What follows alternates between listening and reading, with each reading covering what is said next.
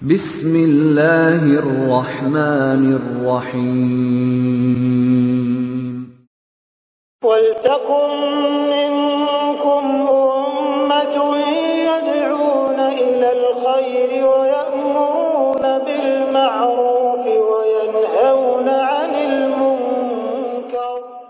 Assalamualaikum warahmatullahi wabarakatuh. Alhamdulillah wassalatu wassalamu ala rasulillah mabad. Allah berfirman, wajahidu bi amwalikum wa anfusikum.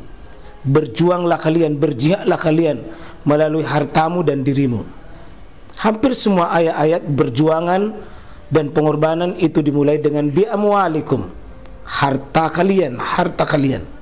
Saya mengajak secara praktis dan kami sudah buktikan. Rp1.000 itu bisa luar biasa dahsyat. Bisa beli mobil, bisa buat kuburan, ya, bisa membangun masjid. Uang 1.000. Mari kita satukan uang 1.000 kita. Nanti kami jemput di rekening ini, insya Allah bisa kita buat.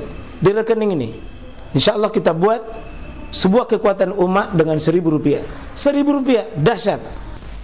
Ada, saya sudah kumpul satu pembahasan sutra dari berbagai kitab ulama. Saya coba kumpul, karena ada saya pernah pembahasan sutra di satu tempat. Saya bilang tidak ada itu sutra di zaman sekarang. Sudah aman, sudah bagus. Nah, ini satu judul, dalil tentang diperintahkan memasang sutra pembatas bagi orang, yakni imam dan munfarid yang mau sholat. Jadi imam di sini dan munfarid. Siapa yang munfarid? Sholat sendiri. Ini yang paling banyak saya lihat diabaikan orang. Kita coba lihat hadisnya ini. Hadis Abdullah bin Umar. Kita lihat saja langsung terjemahnya. Ada yang bisa baca di situ? Bisa? Coba bisa terjemahkan saja langsung. Coba.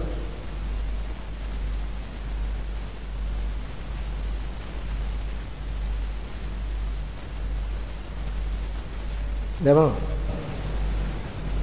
Abdullah bin Umar bahwa Rasulullah SAW pernah masuk Ka'bah bersama Mus'ab bin Umair, Bilal dan Utsman bin Talha, dan mereka mengikuti. Ibnu Umar berkata, dan waktu bertanya kepada Bilal, apakah yang diperbuat oleh Rasulullah SAW? Dia menjawab, beliau SAW memposisikan satu tiang di samping kiri, dua tiang di samping kanannya, dan 3 tiang di belakangnya. Ka'bah saat itu mempunyai 6 tiang. Kemudian beliau SAW salat, dan di antara beliau dengan tombak jaraknya sekitar 3 hasta. Tembok, ya. Tembok antara dia dengan tembok itu sebagai saudaranya jaraknya berapa? 3 hasta. Mana 3 hasta, Pak? Dari sini sampai di sini namanya 1 hasta. Dari sini sampai sini namanya 1 hasta. Kira-kira kalau saya 3 hasta 3 kali begini.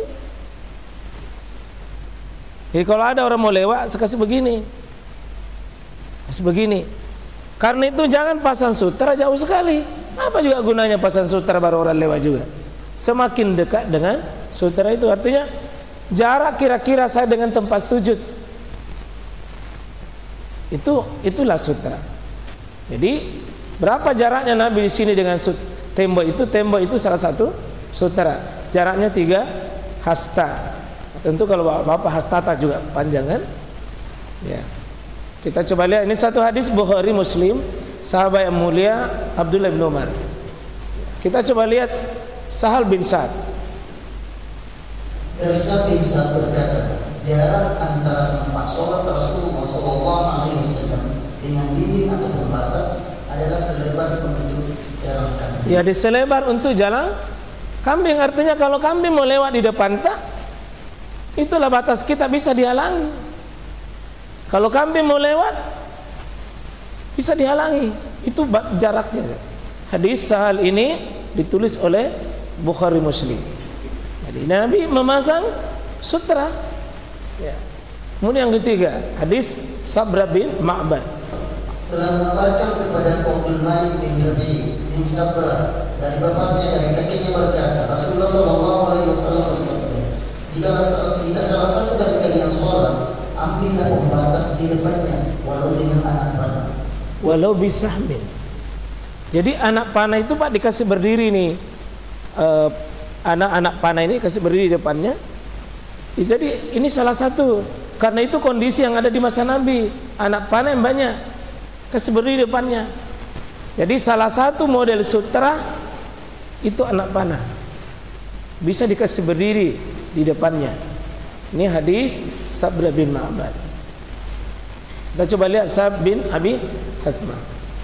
Dari Sab bin Abi Hathma yang menyampaikan hadisnya kepada Nabi Sallallahu Alaihi Wasallam. Beliau bersabda, apabila salah seorang di antara kalian sholat dengan sutra, hendaklah dia mendekat darinya hingga setan tidak dapat memutus sholatnya. Ternyata salah satu ancamannya, Pak, orang tidak pakai sutra itu bisa diputuskan sholatnya oleh setan, bisa batal sholatnya oleh setan.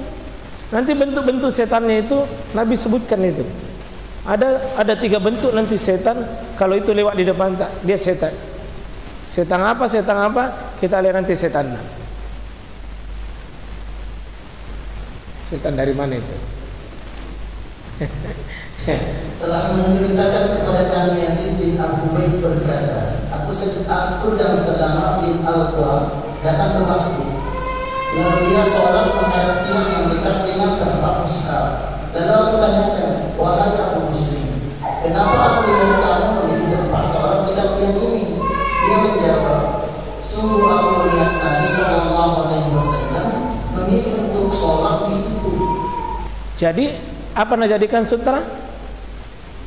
Tiang. Jadi tadi anak panah tiang. Itu jadikan. Kenapa kau lakukan itu? Ya karena Nabi bisa melihat begitu.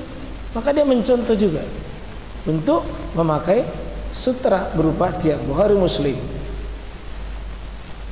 Terus Abdullah bin Umar bahwa Rasulullah Sallallahu Alaihi Wasallam jika keluar untuk sholat Id, beliau meminta sebuah tombak lalu ditancapkannya di hadapannya.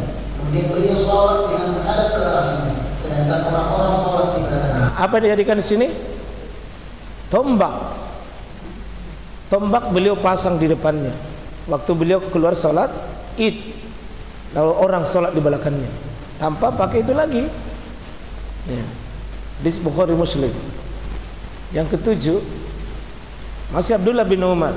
Dari Ibnu Umar bahwa Nabi Sallallahu Alaihi Wasallam dahulu menjadikan unta kendaraannya sebagai penghalang atau sutra dan beliau sholat menghadap. Apa sutranya di sini?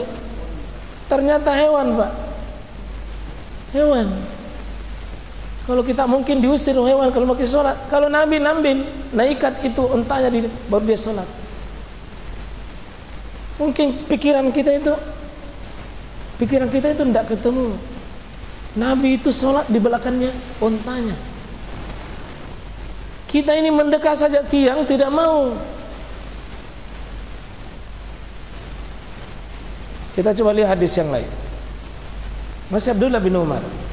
Dari Musa bin Talha, dari bapaknya dia berkata, Rasulullah Sallallahu Alaihi Wasallam bersabda, apabila salah seorang dari kalian telah meletakkan di hadapannya seperti kayu yang diletakkan di belakang punggul unta, hendaklah dia sholat dan janganlah dia memperhatikan orang yang lewat di belakang situ. Apa di sini jadikan?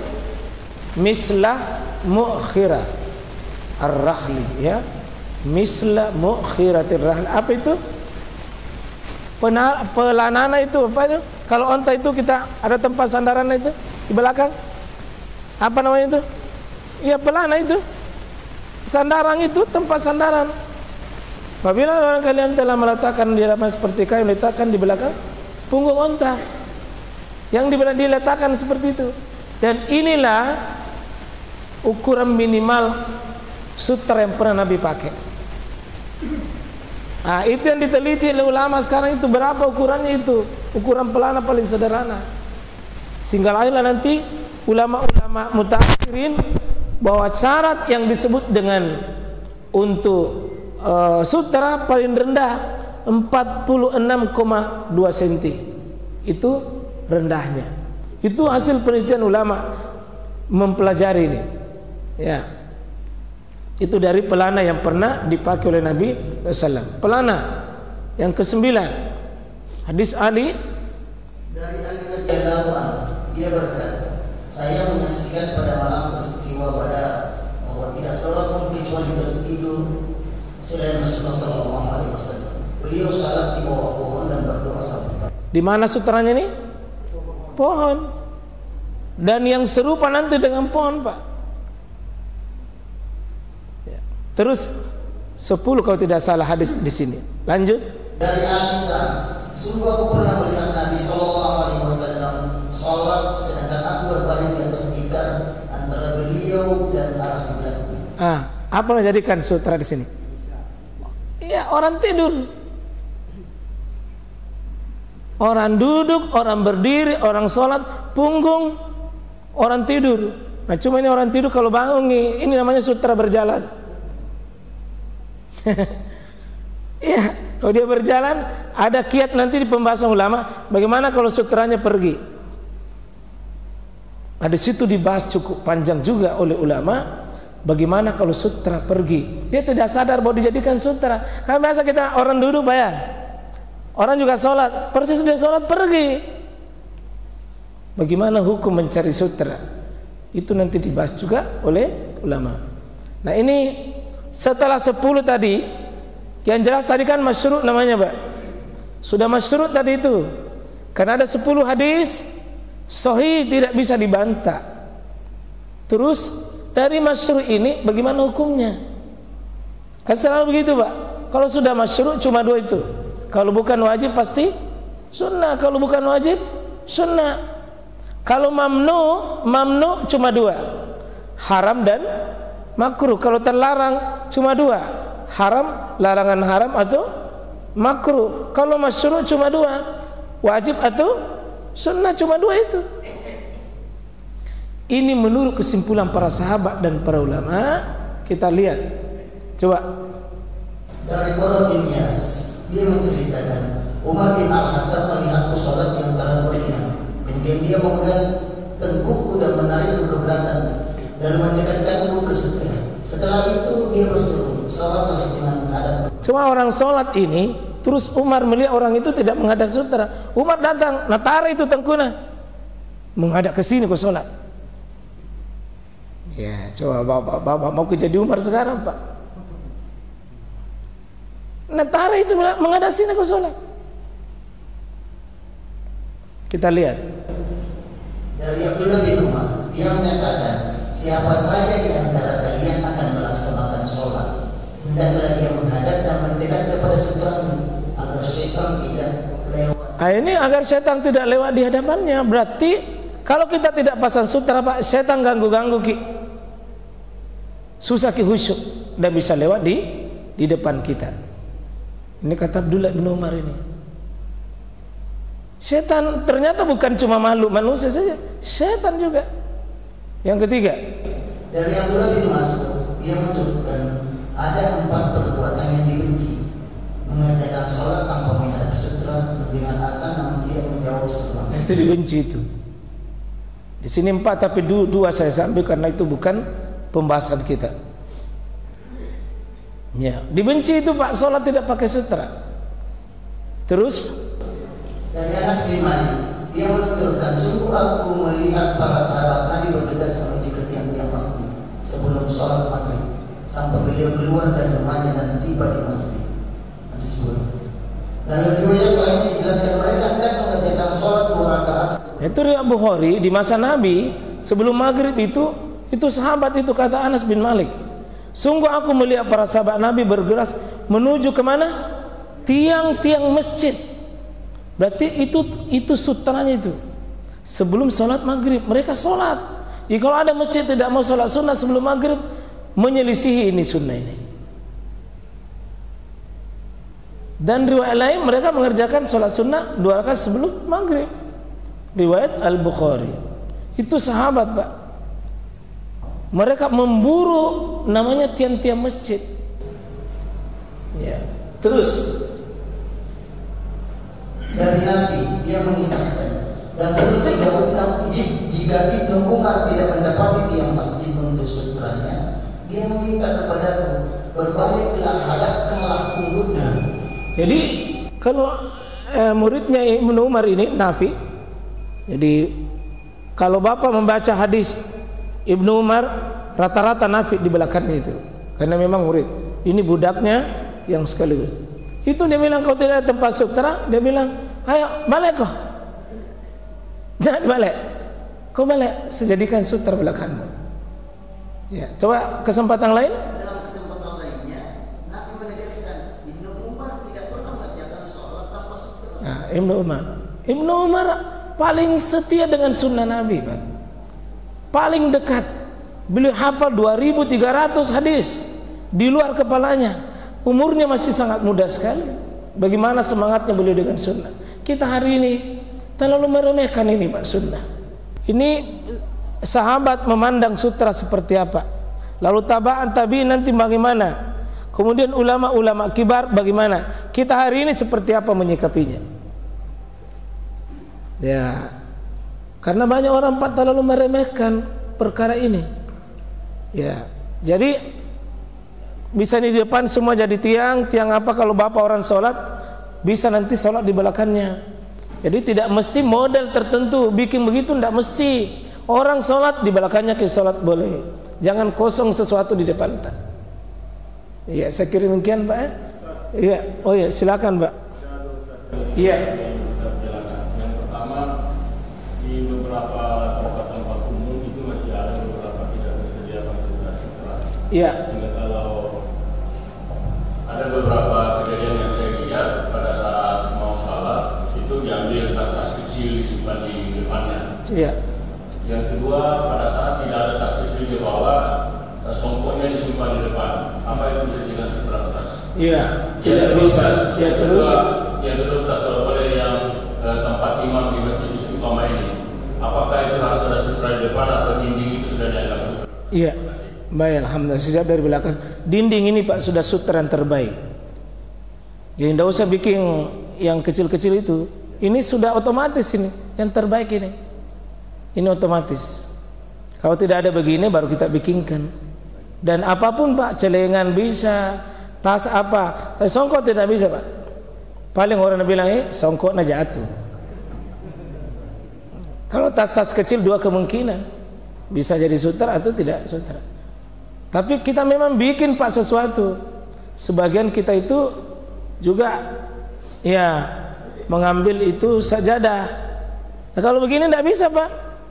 Kalau sajadah masih mendingan, karena kalau sajadah kan tidak mungkin kita lewat di atas sajadahnya orang yang pasang itu. Tapi itu sebenarnya masih rendah, karena sajadah itu yang saya pahami itu semisal dengan garis. Garis itu bisa dulu di masa Nabi, garis kayak begini, Pak, baru sholat. Ya sekarang ini ya bisa dikiaskan dengan sajadah itu. Ya, sekarang ada mungkin ada garis bukan garis begitu, garis yang bukan itu, karena tidak ada orang pahami bahwa ini sutra itu. Kalau garis, kecuali yang memang sesuatu dibikin, itu menunjukkan bahwa jangan lewat batas ini.